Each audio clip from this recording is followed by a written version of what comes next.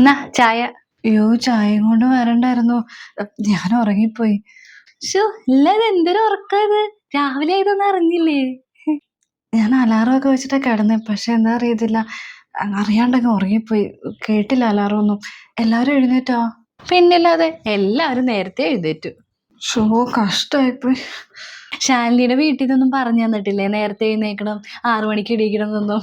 എൻ്റെ വീട്ടിൽ നിന്ന് കല്യാണത്തിന് മുന്നേ അമ്മ തുടങ്ങിയതാ നേരത്തെ എണീക്കണം, അവർക്ക് ബുദ്ധിമുട്ടൊന്നും ഉണ്ടാക്കരുത്, 6 മണിയാകുമ്പോൾ നേരത്തെ എണീക്കണം എന്നൊക്കെ പറഞ്ഞു. ഞാൻ ഇന്നലെ രാത്രി കിടന്നപ്പോൾ അലാറം ഒക്കെ വെച്ചു.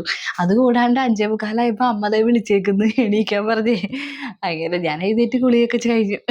എൻ്റെ അമ്മയും അച്ഛനും ഇതൊക്കെ പറഞ്ഞു തന്നിട്ടുള്ള അരുമയെ, പക്ഷെ മനഃപൂർവ്വം അല്ലല്ലോ, അറിയാണ്ട് ഉറങ്ങിപ്പോയതാ. ഷോ കഷ്ടായിപ്പോയി. അഖിലേട്ടൻ്റെ അച്ഛനമ്മയ്ക്ക് എന്ത് വിചാരിച്ചാണോ എന്തോ. ഇനിയിപ്പോ അതൊക്കെ പറഞ്ഞിട്ടെന്താ കാര്യം? ചായ രണ്ടുപേരും കുടിക്കട്ടാ, എന്നിട്ട് വേഗം ആയോ.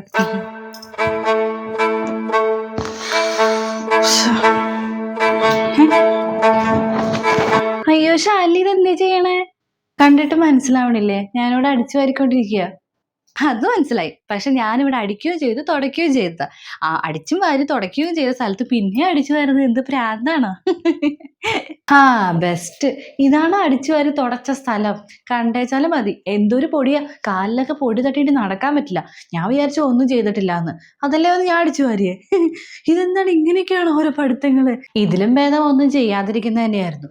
ഇങ്ങനെ ആർക്കോ കാണിക്കാൻ വേണ്ടി, പ്രഹസനം കാണിക്കാൻ വേണ്ടി മാത്രം ചെയ്യുന്നോണ്ടാ ഇതൊന്നും വൃത്തിയാവാത്തത്. ഞാൻ നല്ല അന്തസ്സായിട്ട് വൃത്തിയാക്കിയിട്ട സ്ഥലമാണ്, അതിനുശേഷം പിന്നെ പൊടി വന്നു കഴിഞ്ഞാൽ ഞാൻ എന്ത് ചെയ്യാൻ പറ്റും? പിന്നെ ഒരാൾ വൃത്തിയാക്കിയിട്ട സ്ഥലത്ത് പിന്നെയും പോയി അടിച്ചു വാരി പ്രഹസനം കാണിക്കുന്ന പ്രാന്തൊന്നും എനിക്കില്ല. ചെയ്തോ എന്തുവേണേ ചെയ്തു.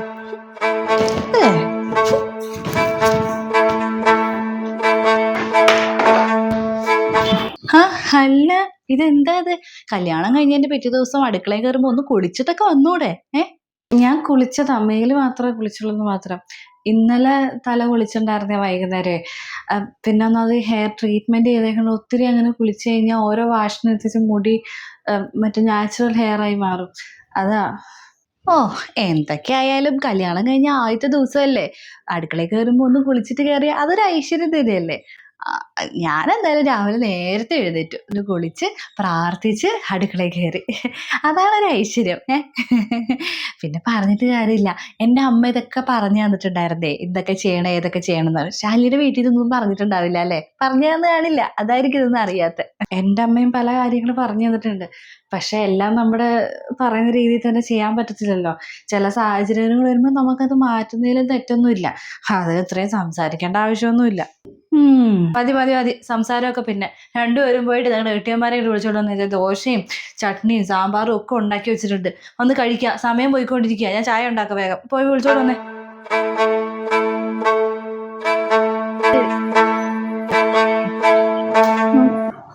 അരുണേട്ടൻ അവിടെ പോയി? അരുണേട്ടന്റെ കൂട്ടുകാരുടെ കൂടെ ഒരു ക്രിക്കറ്റ് മാച്ചിന് പോയതാ. അയ്യോ, കൂട്ടുകാരുടെ കൂടെയൊക്കെ ഇങ്ങനെ വിടാവോ രമ്യേ? എന്താ അമ്മേ രമ്യ കാണിക്കുന്നത്? കൂട്ടുകാരുടെ കൂടെ ഇങ്ങനെ അഴിച്ചു വിട്ട് കഴിഞ്ഞാലേ ഭർത്താക്കന്മാരെല്ലാം വൃത്തികേടിൽ ചെന്ന് പെടും. നമ്മൾ ഭർത്താക്കന്മാരുടെ ഒരു പിടിവള്ളി വേണ്ടേ, എന്നാലേ നമ്മളോട് ഇഷ്ടവും ബഹുമാനമൊക്കെ ഉണ്ടാവുള്ളൂ. എന്നെ പറയുന്നത് ആരോടെ കൂട്ടുകാരൊക്കെ നല്ല പിള്ളേരാ. പക്ഷെ നമ്മുടെ കല്യാണത്തിനൊക്കെ എന്തോരം ആവശ്യമൊക്കെ ആ പിള്ളേരുണ്ടായിരുന്നു പറയും, നല്ല പിള്ളേരാ. ചീത്ത കൂട്ടുകെട്ടൊന്നും അല്ല അരുണിന്റെ. പിന്നെ ഒന്നാമത് ഈ അരുണിന് എന്താന്ന് വെച്ചാലേ, അവന് ചെറുപ്പം തൊട്ടേ ഭയങ്കര ഇഷ്ടമായി ക്രിക്കറ്റ് എന്ന് പറഞ്ഞാൽ പ്രാന്താവന്. അവനിങ്ങനെ ഈ ഓരോ മാച്ചൊക്കെ ഉണ്ടാവുമ്പോ ഇങ്ങനെ പോവാറുണ്ട്. അവൻ വൈകുന്നേരത്തിനുള്ളിൽ തിരിച്ചു വരും. നിന്നോട് പറഞ്ഞില്ലായിരുന്നോ? തിരിച്ചു വരും, അതൊന്നും കുഴപ്പമില്ല. പിന്നെ അഖിലെന്ന് വെച്ചാൽ ഈ ഫുട്ബോള് ക്രിക്കറ്റ് അതിനോടൊന്നും വലിയ താല്പര്യമില്ല. അവനിങ്ങനെ വീട്ടിൽ വല്ല TV ഒക്കെ കണ്ടിരിക്കുക, അതിനോട് അവൻ താല്പര്യമുള്ളൂ.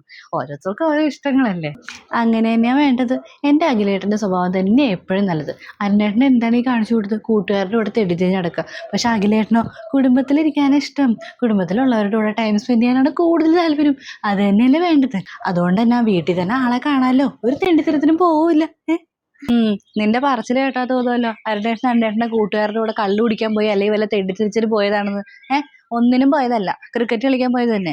പിന്നെ ഒരാൾക്ക് ഇഷ്ടമുള്ള കാര്യം ചെയ്യുന്നതിന് വലിയ തെറ്റൊന്നുമില്ല, അതിനിപ്പോൾ അത്ര തടസ്സം നിൽക്കേണ്ട ആവശ്യമില്ല. ഇപ്പൊ എന്നോട് ചൂടാവാൻ വലിയ നാക്കാ, പക്ഷെ നാളെ വല്ല എന്തെങ്കിലും അബദ്ധത്തിൽ ചെന്ന് അരുണേട്ടൻ ചെന്ന് വീണ് കഴിഞ്ഞാൽ എന്തായിരിക്കും അവസ്ഥ? അപ്പൊ പിന്നെ കരഞ്ഞിട്ട് കാര്യമില്ല. ഞാൻ പറയാനുള്ളത് പറഞ്ഞു, ഇപ്പൊ തന്നെ ഒന്ന് പിടിച്ചാൽ നിൽക്കും, അത്ര തന്നെ. മതി നിർത്ത്, വെറുതെ അനാവശ്യ കാര്യങ്ങളൊക്കെ പറഞ്ഞ് തല പോയിക്കണ്ടാരും. അവൻ പോയിട്ട് തിരിച്ചു വരും. നിന്നോട് പറഞ്ഞിട്ടല്ലേ പോയത്? അവൻ അവന്റെ ഭാര്യ അടുത്ത് പറഞ്ഞിട്ടുണ്ട്.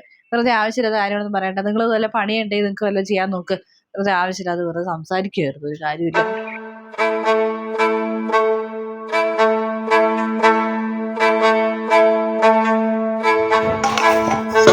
അയ്യോ, മോള് തന്നെ പാത്രം കഴുകുവാണോ? ഞാൻ കണ്ടില്ല കേട്ടോ. എന്നെ കൂടെ ഒന്ന് വിളിച്ചുകൂടായിരുന്നോ? അത് കുഴപ്പമില്ല അമ്മ, ഞാൻ വീട്ടിലൊക്കെ ചെയ്യാറുള്ള.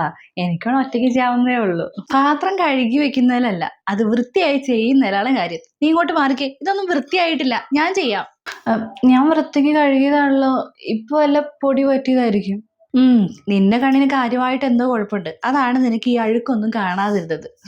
അതെ, വീട്ടിൽ വലിയ പണികൾ ചെയ്യുന്ന ആളാന്ന് പറഞ്ഞ് പിന്നെ ഇവിടെ വലിയ ആളാവാൻ വേണ്ടി ചെയ്തു കഴിഞ്ഞാൽ ഇങ്ങനെ ഇരിക്കും. ആർക്കോ വേണ്ടി ചെയ്തു കഴിഞ്ഞാൽ അഴുക്കൊന്നും പോവില്ല. നീ ആത്മാർത്ഥയോട് ചെയ്തു നോക്കി, നിന്റെ അഴുക്കൊക്കെ നല്ലോണം പോവും. ആളാവാൻ കുറെ പാത്രം കഴുകി വെച്ചു, പക്ഷെ വൃത്തിയായിട്ടില്ലെന്ന് മാത്രം. നീ ഒരു കാര്യം ചെയ്യും, ഒരു കണ്ണാടി എടുത്തിട്ട് വെച്ചിട്ട് കഴുകാൻ നോക്ക്. അപ്പൊ കുറച്ചുകൂടെ വൃത്തിയാവും കേട്ടോ. കഷ്ടം തന്നെ, ഓരോരുത്തരുടെയൊക്കെ ഓരോ കാര്യങ്ങളെ. ഒരു പണിയോട്ട് ചെയ്യത്തുമില്ല, എന്നാൽ ചെയ്തവരായിട്ട് കുറ്റം കണ്ടുപിടിക്കാൻ വേണ്ടി വന്നേക്കുന്നു. കഷ്ടം. ഇനി എങ്ങനെ പറയാതെ, എന്തൊരു തൊലിക്കട്ടിയാണ് ഓരോരുത്തർക്ക്. നിർത്ത്, രണ്ടുപേരും നിർത്തിക്കേ. നിങ്ങൾ രണ്ടുപേരുടെയും പ്രശ്നം എന്താ? നിങ്ങൾ ഒരേ ദിവസം ഈ വീട്ടിലേക്ക് കല്യാണം കഴിഞ്ഞ് വന്നവരാ. എന്റെ 2 മക്കളുടെ ഭാര്യമാരാ നിങ്ങള്. ഞാൻ കുറച്ച് നേരമായി ശ്രദ്ധിക്കുന്നത്. നിങ്ങൾ എന്താ ഇങ്ങനെ? നിങ്ങൾ ഒരു ശത്രുക്കളുടെ കൂട്ട പരസ്പരം പെരുമാറുന്നത്. നിങ്ങൾക്ക് രണ്ടുപേർക്കും നല്ല മത്സരബുദ്ധി ഉണ്ട്. ഒരാൾ ഒരാളേക്കാൾ മുകളിലാവാൻ പാടില്ല. ഞാൻ ചെയ്യണത് മാത്രം എല്ലാം ശരി, മറ്റേ ആളെ താഴ്ത്തി കെട്ടണം. എന്താ നിങ്ങൾക്ക് രണ്ടുപേർക്കും എന്താ കിട്ടണം? ഇങ്ങനെ പരസ്പരം സംസാരിച്ചിട്ടും ഇങ്ങനെ തല്ലുകൂടിയിട്ട് നിങ്ങൾക്ക് എന്താണ് കിട്ടണത്? നിങ്ങൾ രണ്ടുപേരും പരസ്പരം സ്നേഹിച്ചു പോയി കഴിഞ്ഞാൽ അത് കാണുന്നവർക്കും എന്തൊരു സ്നേഹമുണ്ട്. കൂടെ ജീവിക്കുന്നവരല്ലേ ഞങ്ങൾ എല്ലാവരും. ഞാൻ ഒരു കാര്യം പറഞ്ഞേക്കെ, എനിക്ക് രണ്ട് മക്കളുടെ ഭാര്യമാരാണ് നിങ്ങൾ. എനിക്ക് നിങ്ങൾ രണ്ടുപേരും ചുറ്റണം. അല്ലാണ്ട് ഒരാൾ വലുത് ഒരാൾ ചെറുത്, അല്ലെങ്കിൽ എന്നെ കാണിക്കാൻ വേണ്ടി നിങ്ങൾ ഓരോ പണി ചെയ്തിട്ട് എൻ്റെ മുന്നിൽ ആളാവാൻ വേണ്ടി ചെയ്തിട്ടൊന്നും ഒരു കാര്യമില്ല. ഇതൊന്നും നിലനിൽക്കില്ല. നിങ്ങൾ രണ്ടുപേരും നിങ്ങളുടെ ആ മത്സരബുദ്ധി അങ്ങ് എടുത്ത് കളഞ്ഞിട്ട് പരസ്പരം സ്നേഹിച്ച് മുന്നോട്ട് പോയി കഴിഞ്ഞാൽ ഈ കുടുംബത്തിൽ എന്ത് സമാധാനം ഉണ്ടോ? നിങ്ങൾ ഈ പരസ്പരം തല്ലുകൂടി പെരുമാറുന്നതിൻ്റെ ഇടയിൽ ഈ വീട്ടിൽ വേറെയും കുറച്ച് മനുഷ്യജീവനാണ് ഒരു ബോധം വേണം. നിങ്ങൾ നിങ്ങളുടെ കാര്യം മാത്രമേ നോക്കുന്നുള്ളൂ. പക്ഷെ ഇതിന്റെ ഇടയിൽ കിടന്ന് കഷ്ടപ്പെടുന്ന കുറച്ച് ആൾക്കാർ വേറെയുണ്ട്. വിട്. അങ്ങോട്ടും ഇങ്ങോട്ടുള്ള ഈ തമ്മിത്തല്ലൊക്കെ നിർത്തി പരസ്പരം സ്നേഹിച്ചു നോക്ക്. കുടുംബത്തിൽ സമാധാനം ഉണ്ടാവുന്നേ.